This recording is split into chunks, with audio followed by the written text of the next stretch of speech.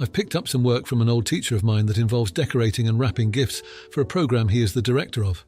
They have had problems with gifts being stolen before, but still want the Christmas tree to have gifts under it. Where I work, I can get a lot of boxes and scored a good deal on some wrapping paper and ribbons, so I get some empty boxes from work and wrap them up using pine cones to give them some weight. Only in the last one, I placed a red and silver glitter bomb inside. To be sure and maybe use it as a prank later, I used the ribbons to mark the gift boxes and take pictures just in case I forget. There was a total of 9 placed under the tree. Not even a week after putting them out, 3 gifts go missing. A bit worried but mostly annoyed, the director and I brush it off but tell the other volunteers to keep their eyes open. The day after, one of the volunteers is yelling at the receptionist while covered in red and silver glitter. Apparently, the lady thought they had given her 2 kids, an 8-year-old girl and a 10-year-old boy, gifts, only to find out that it was just yard trash inside. The lady then opened the 3rd gift, and her whole house was covered in glitter. She demanded money for cleaning and emotional distress. Honestly, she was laughed out by the director who told her to leave. I learned this today from a volunteer who said the glitter bomb was an thing to do. Even when I pointed out the gift had been stolen, other volunteers agreed and said I was an even though the director told me it was funny and was sorry he didn't get it first. The kids still come to the programs but are picked up and dropped off by their dad, who is annoyed by the glitter he keeps finding. The kids also apologized for taking the gifts because their mother told them to. So am I the for making a glitter bomb that got stolen? Edit. The glitter bomb was not meant to catch a thief. It was meant to be a prank on the director who loves glitter. Some of the volunteers have been working with the director for years, so he trusts them, and I would like to believe they are not thieves. The years before, all gifts were stored in an unlocked supply closet. The director has changed it this year and trusts me with the more valuable items. The gifts were set up on a stage that is 4 feet off the ground. It was set up to look like a living room, and the 2 access doors to get up on the stage were locked. A kid jumping up on stage would have been noticed. All employees and volunteers of the community centre should have been told the gifts on stage were just for decoration. Only a few employees knew one box had glitter in it in case it needed to be moved. The woman who stole the gifts is banned from the centre, but her kids and husband are allowed to attend. The kids have also apologised for taking the gifts and like my ribbons and glitter. An officer that patrols the area had to escort the woman out, but told us that we couldn't press charges because there was no monetary loss on our end. While the staff and director get a good laugh about this event, most of the volunteers are not too happy with me. One has already tried to tell me the wrong date of a meeting, not knowing the director can text me himself, and vice versa. Edit 2. Found out the volunteers' parents were mad at me because their children have been looking up how to make glitter bombs with concerning results. I was told to call them glitter storms now.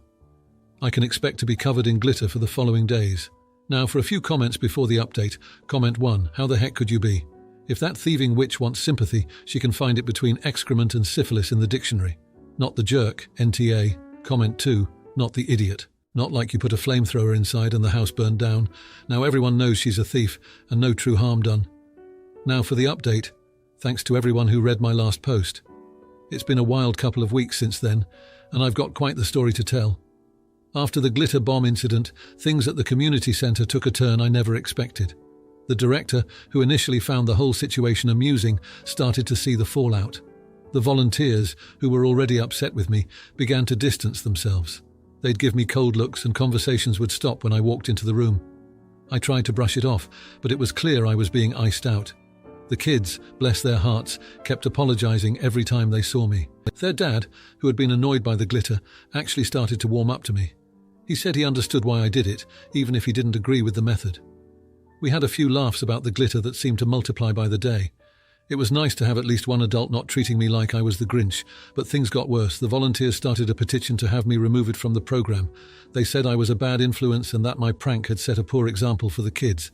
The director was put in a tough spot. He had to balance his loyalty to his long-time volunteers with the fact that I hadn't really done anything wrong, at least not intentionally. Then, one day, I came into the centre to find one of my wrapped boxes sitting on my desk. My heart sank. I knew what was coming. I opened it, and a cloud of blue and green glitter exploded into the air. The volunteers had retaliated. It was everywhere, in my hair, on my clothes, in my mouth. I couldn't help but laugh at the irony, but the laughter didn't last long. The director called me into his office later that day. He looked tired, worn down by the tension the incident had caused. He told me that while he didn't want to do it, he had to ask me to step back from the program. The volunteers had threatened to walk out if I stayed, and he couldn't run the program without them. I was devastated. I'd put so much into this place, and to be pushed out over a prank gone wrong felt so unfair.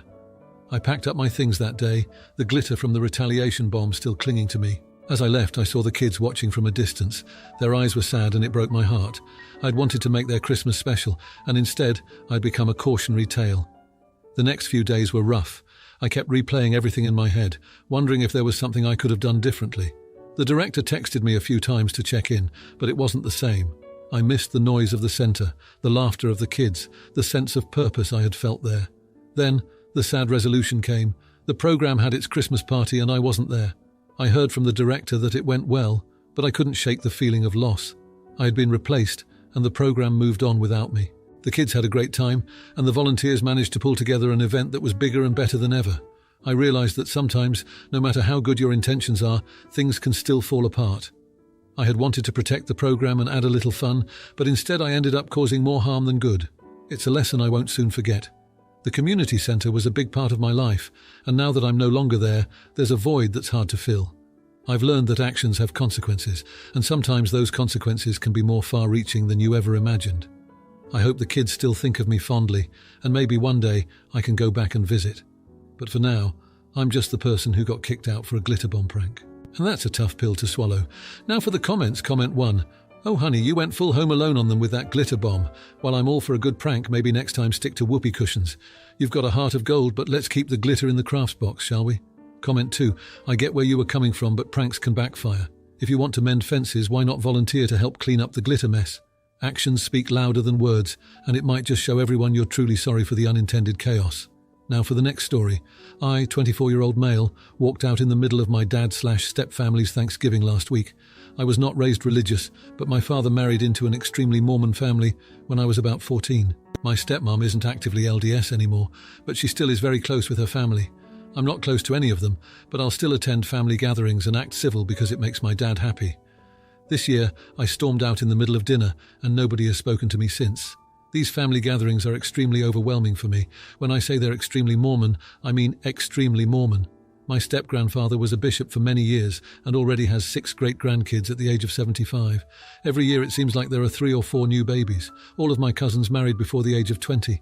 I have been sitting at the kids' table with said cousins for a while, but this year I noticed something different. I noticed that all the cousins my age got to sit at the adults' table after they returned from their mission or got married.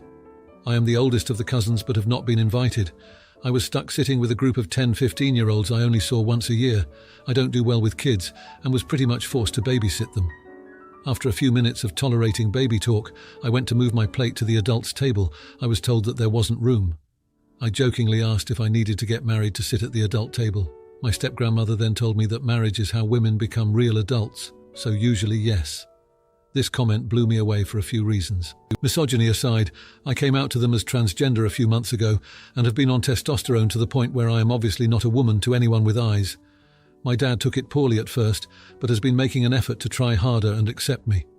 It's really hard for both of us, but I appreciate that he's trying, so I try to meet him halfway, i.e. going to Thanksgiving. The Mormon family has taken it extremely poorly. They have made no effort to learn more about me and respect who I am. They've never liked that I'm the opposite of a good LDS girl. They Photoshop all my piercings and tattoos out of family photos. They used to be polite to me, but this comment from step-grandma was extremely intentional and pointed. I put my plate in the sink and left without saying a word. I called my dad later in the evening to apologize for leaving without saying goodbye, and he declined my call. I tried again and he declined it again. I have not heard from anyone in the family since Thursday. Am I the idiot? Edit. It was extremely obvious when I left. I wasn't exactly subtle when closing doors and leaving my plate. Now for a few comments before the update. Comment 1. Not the jerk. I wouldn't even try with these people. They don't accept you unless you fit into their shallow ideals, and you don't need to be hurt by them any longer. It doesn't sound like your dad is meeting you halfway. You'll make your own family, one based on love and acceptance. Comment 2. Not the jerk. You really do not need this in your life. They are being very disrespectful. Regardless of your life choices, you deserve to be treated as an adult. You do not need them in your life. If they want to apologize, let them come to you. Now, for the update. Hey everyone, thanks for all the comments and support on my last post. It's been a wild couple of weeks since Thanksgiving, and a lot has happened. I figured I'd share what's been going on since I know some of you were concerned or curious about how things would pan out. After the whole Thanksgiving debacle, things were pretty tense. My dad didn't return my calls for a few days, which was rough. I was worried I'd really messed things up with him, but I also felt like I had to stand up for myself, you know. It's not easy when you're trying to balance your own well-being with family expectations. Finally, my dad texted me. It was a simple, "we need to talk," but man, did my heart sink. We agreed to meet up at a local diner, neutral ground. The conversation was tough. He admitted he was embarrassed by how I left, but he also said he understood why I did it. He's been stuck in the middle of this whole thing, trying to keep the peace between me and his new family. We both got a little emotional, and he actually apologized for not standing up for me at the dinner. That meant a lot. We didn't solve everything that day, but it was a start. He's still learning, and I'm still trying to be patient with him. It's a process, but I think we're both committed to working on our relationship. As for the rest of the step family, well, that's a different story. I haven't spoken to any of them since the incident. I've heard through the grapevine that they're not too happy with me, but honestly, I'm not too bothered by it.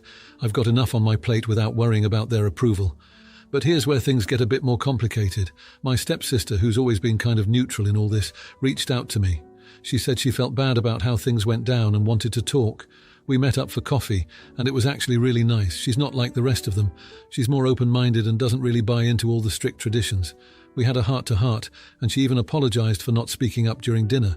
It was unexpected but appreciated. We've been texting back and forth since then, and it's been nice to have at least one ally in the family. She's been giving me updates on the family drama, and it's been, well, a lot. Apparently my leaving caused quite the stir, and there's been some tension at their gatherings since then.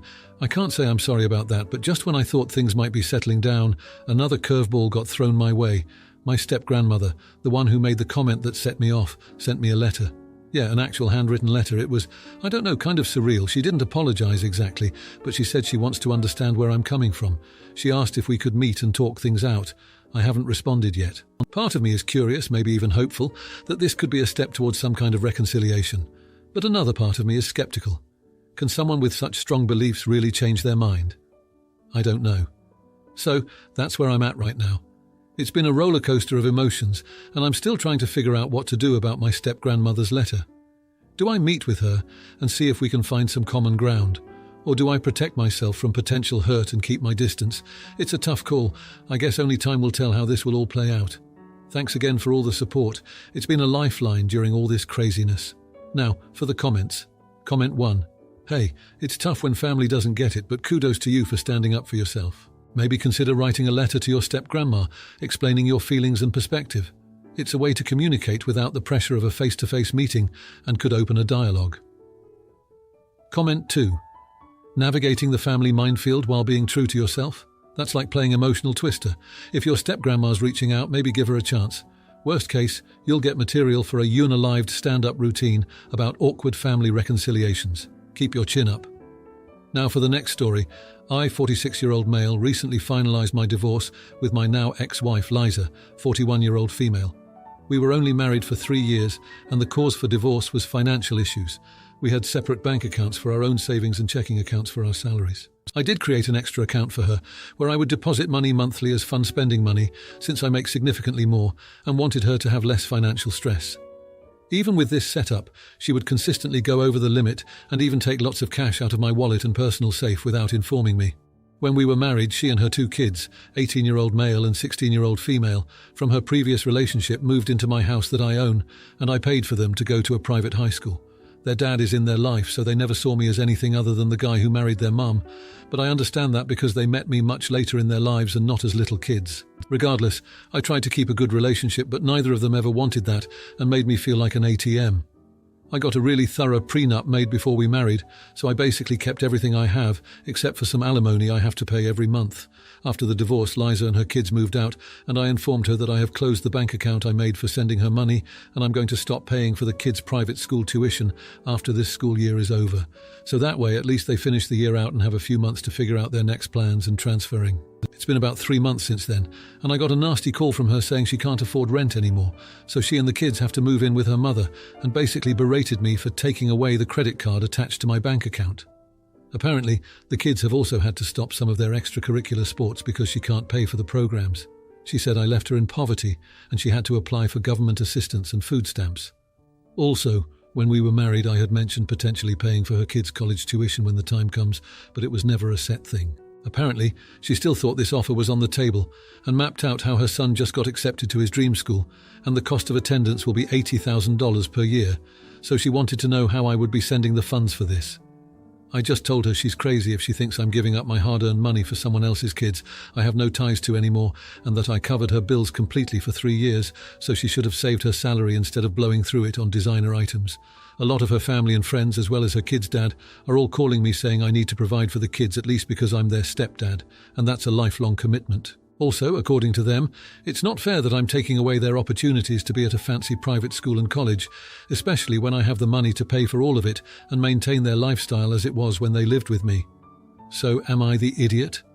Now for a few comments before the update. Comment 1. Not the idiot. She can't blame you for not being an ATM and making her choices. I guess it would have been different if you raised the kids for like 15 years, had things in writing and they called you a dad but 3. Comment 2, not the idiot. Sounds like your ex needs a reality check. Well, actually, it sounds like she's in the middle of receiving one and doesn't like it much. Now for the update. Thanks to everyone who read my last post. It's been a few days since I shared my situation, and a lot has happened since then. I thought I'd give you all an update on the chaos that's been my life. The day after I posted, Liza's mum called me. I was surprised because we never really talked much, even when Liza and I were married. She was crying, saying she understood why I was upset but begged me to reconsider paying for the kids' tuition. She said it wasn't about Liza or me, but about giving the kids a chance. I felt for her, I really did, but I stood my ground. I explained that I had already been more than generous and that it was time for Liza to step up. The next day, I ran into Liza's son at the grocery store. It was awkward. He looked like he wanted to say something but just ended up nodding and walking away. I could tell he was angry and I don't blame him. I guess he's caught in the middle of all this and that's not fair to him. That evening I got a text from Liza's daughter. She's the more outspoken one, and she didn't hold back. She accused me of abandoning them and said that I was the reason their lives were falling apart. It stung, but I reminded myself that she's just a kid and she's lashing out because she's scared. I didn't reply. What could I say that would make any difference? The following day, things took a turn for the worse. Liza showed up at my house unannounced. She was a mess, tears streaming down her face, mascara running. She begged me to help them out, just until she could get back on her feet. I felt a pang of guilt seeing her like that, but I remembered all the times she took advantage of my generosity. I told her I couldn't keep bailing her out. She got angry, said some things I won't repeat, and stormed off. Later that night, I couldn't sleep. I kept thinking about the kids. They didn't ask for any of this. I started to wonder if I was being too harsh. But then I remembered the years of feeling like nothing more than a wallet to them. It's a mess of emotions, and I'm not sure what to feel. Yesterday I got a call from Liza's ex-husband, the kid's dad. He was surprisingly calm. He said he understood my position, but also made it clear that he couldn't afford the private school or the college tuition on his own. He suggested we meet up and talk about it man to man. I agreed, thinking maybe we could come to some sort of understanding. We met at a coffee shop this morning. It was civil at least. He explained that he's been trying to get more hours at work, but it's tough. He said he doesn't expect me to pay for everything, but asked if there was any way I could contribute to the kids' education, even if it's just a small amount. I told him I'd think about it, but I made no promises. After the meeting, I felt even more conflicted. On one hand, I don't want to be responsible for Liza and her kids anymore. On the other, I can't help but feel for the kids. They're just caught in the crossfire of our failed marriage. And now, here I am, sitting at home, trying to make sense of it all. I keep getting texts from Liza's friends and family, telling me I'm heartless. I've started to ignore them. I've got enough on my plate without their input. So that's where things stand. I'm torn between wanting to wash my hands of this whole situation and feeling guilty about the kids. I know I'm not their dad, but I can't shake the feeling that I'm letting them down. It's a tough spot to be in, and I'm not sure what the right move is. I guess only time will tell. Now for the comments. Comment 1. Oh buddy, you're not an ATM machine with endless cash withdrawals. It's like you're in a financial horror movie where the ex just keeps coming back for more. Stand your ground, man. Those kids have a dad, and it's not your job to bankroll their entire lives. You did your part. Now it's time for Liza to learn budgeting isn't just a fancy word in a dictionary. Comment 2. Hey there, it's tough to step away from a family you've been a part of, especially when it comes to the kids. But you've got to look after your own well-being too. It's not abandoning them, it's setting boundaries. If you're feeling generous, maybe set up a small college fund that's within your means, but don't let guilt dictate your finances. You've done more than enough, and it's okay to say no. If you like this video, you'll probably like these too. Also, while you're here, please consider subscribing. It's your support that keeps this channel alive and allows me to make better and longer videos. Have a great day.